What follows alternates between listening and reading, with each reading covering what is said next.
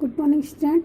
आज हम क्लास 7 में सोशल साइंस सब्जेक्ट में पार्ट 1 जिसका नाम है भारत और विश्व में का अभ्यास प्रश्न हल करते हैं, जिसमें प्रश्न पहला है रिक्त स्थानों की पूर्ति कीजिए। इसमें क्या है, तो भारत में मध्यकाल का आरंभ 8वीं शताब्दी से माना जाता है। ये रिक्त स्थान तो हमने भर दिया है कौन सी शताब्दी से माना जाता है, तो भारत में मध्यकाल का आरंभ 8वीं शताब्दी से माना जाता है।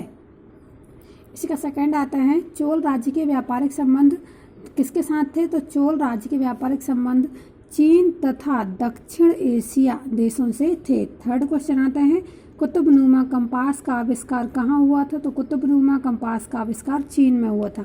सेकंड क्वेश्चन देखिए, निम्नलिखित की सही जोड़ियाँ बनाइए। तो हमें इसके सामने सही जोड़ी बनाना है कि उत्तर मध्यकाल कब से कब तक चला था, तो उत्तर मध्यकाल चला था 13वीं शताब्दी से 18वीं शताब्दी तक। फिर चोल राज्य में किसका शासन था, तो चोल राज्य में राजेंद्र प्रथम का शासन था। बारूद का आविष्कार कहाँ हुआ था, बारूद का आविष्कार चीन में हुआ था। और सर्फ किसको बोलते हैं, वंशानुगत दास को।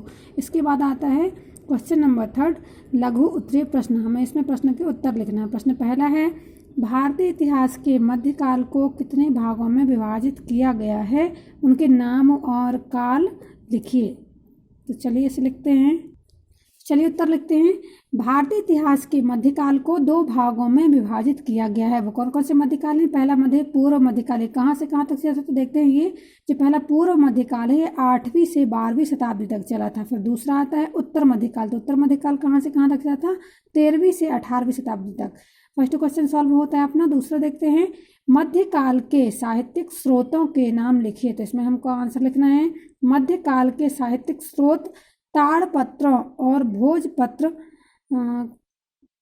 पर लिखा विवरण था। क्या था साहित्यिक स्रोत, मध्यकाल के साहित्यिक स्रोत ताड़पत्रों और भोजपत्र पर लिखा विवरण था। फिर थर्ड क्वेश्चन आता है यूरोप के मध्यकाल में सामंतों की जीवन शैली कैसी थी। तो हम इसमें उत्तर लिखते हैं कि यूरोप के मध्यकाल में सामंत विलासितापूर्ण जीवन व्यतीत करते थे और किसानों पर अत्याचार करते थे। गरीब किसान वंशानुगत दास वंशानुगत दास को और क्या बोलते थे, सर्फ।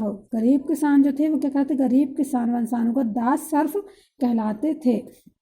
चौथा क्वेश्चन संगठित होकर अरबों ने अपने राज्य का विस्तार कहाँ तक किया। तो इसका उत्तर लिखते हैं संगठित होकर अरबों ने अपने राज्य का विस्तार भारत की उत्तर पश्चिमी सीमा तक किया। देखिए अब देखते हैं हम इसका दीर्घोत्तरीय प्रश्न। दीर्घोत्तरीय प्रश्न में इसमें प्रश्न पहला ही है, सिर्फ एक ही क्वेश्चन है कि मध्यकालीन सभ्यता के विकास में अरब व्यापारियों के योगदान का वर्णन कीजिए। देखिए इसका उत्तर हमारे बुक में ही है। यहाँ से अरब लोग कुशल व्यापारी थे। राजनीतिक सत्ता स्थापित करने के साथ साथ वे विश्व के विभिन्न भागों भारत, चीन, यूरोप तथा पश्चिम अफ्रीका के से व्यापार करने लगे। व्यापार से धनवान बने अरबों ने अपने धन का उपयोग कला, विज्ञान और साहित्य को प्रोत्साहन देने के लिए किया। व्यापार के कारण जिन देशों के साथ उनका संपर्क बढ़ा, वहाँ के ज्ञान को अरबों ने एक स्थान से दूसरे स्थान तक पहुँचाया। प्राचीन ग्रीक और प्राचीन भारतीय वैज्ञानिकों ग्रंथों का अरबी में अनुवाद कराया गया। उल्लेखनीय है कि खगोल शास्त्र और गणित के विषय का उच्च कोटि का भारतीय ज्ञान अरबों ने के माध्यम से ही पश्चिमी देशों तक पहुंचा।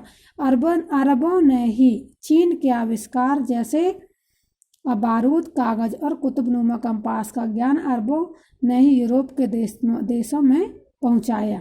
ठीक है, यहाँ ये लिखा हुआ तो अपने दोबारा नहीं लिखेंगे, ये इसको नहीं लिखेंगे। फिर इसके बाद इतना लिखना है, उसके बाद ये वाली लाइन लिखने की, यहाँ की संपन्नता और उच्च संस्कृति उत्तर पश्चिम के शासकों के लिए आकर्षण का केंद्र था। यहाँ तक ये अपना पाठ कंप्लीट होता है। इसे आपको कॉपी में नोट करना है।